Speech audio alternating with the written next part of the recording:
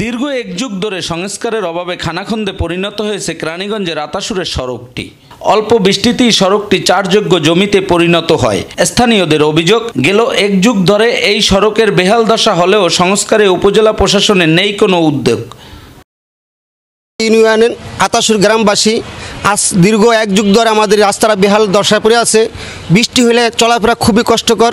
আমাদের চলাফেরার জন্য উপজেলা প্রশাসনের দৃষ্টি আকর্ষণ করছি, আমাদের রাস্তাটা পুনরায় সংস্কার করার দেওয়ার। টানা সপ্তমবারের মতো বেস্ট টিস্যু পেপার ব্র্যান্ড হিসেবে স্বীকৃতি পেয়েছে বসুন্ধরা টিস্যু। আতাসুর গ্রামের একটি রাস্তা, এই রাস্তার বেহাল দশা। আমি সম্মানিত উপজেলা প্রশাসন মহোদয় এবং স্থানীয় জনপ্রতিনিধিদের দৃষ্টি আকর্ষণ করছি, ওনারা যেন আমাদের এই রাস্তাটা একটু মেরামত করেন। এই রাস্তাটা বর্ষাকালে চলাচল করার একেবারে অনুপযোগী। অনেক মানুষ বর্ষার পানিতে চলতে পারেন না এবং অ্যাক্সিডেন্টও হয়। আমি উপজেলা প্রশাসক মহোদয়ের দৃষ্টি আকর্ষণ করছি, উনি যেন মেহেরবানি করে মানুষের দিকে তাকিয়ে, দেশ ও মানুষের দিকে তাকিয়ে আমাদের রাস্তাটা মেরামত করেন, যাতে করে জনগণ একটু স্বাচ্ছন্দ্যে তারা তাদের অধিকার নিয়ে চলাচলটুকু করতে পারে।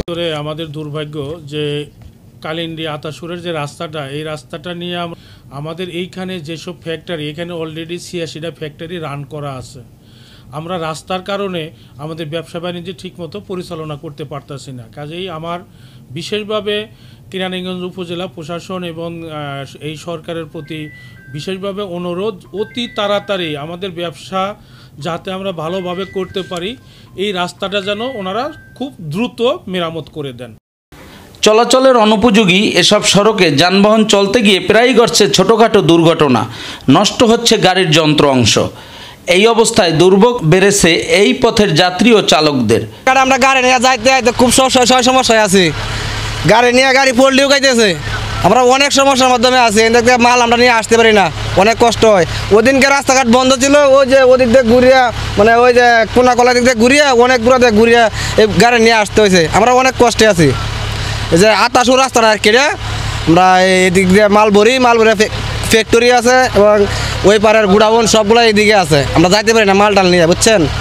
আমরা অনেক কষ্টে আছি ভাই।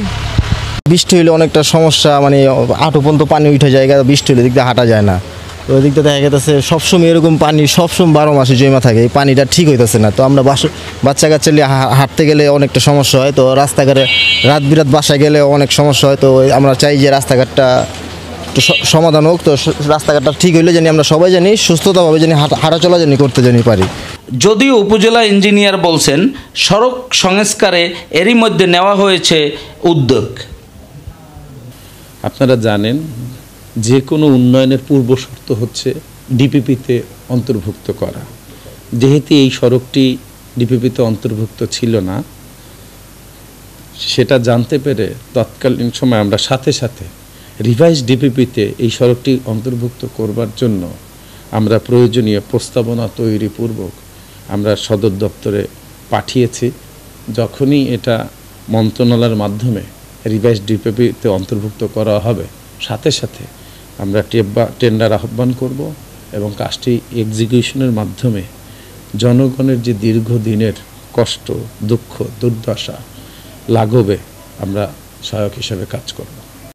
জনদুর্ভোগ কমাতে সড়কটি সংস্কারে উপজেলা প্রশাসন দ্রুত কার্যকর পদক্ষেপ নেবে এমন প্রত্যাশা স্থানীয় এলাকাবাসীর। Shahin Gazi, ATN news, Keraniganj.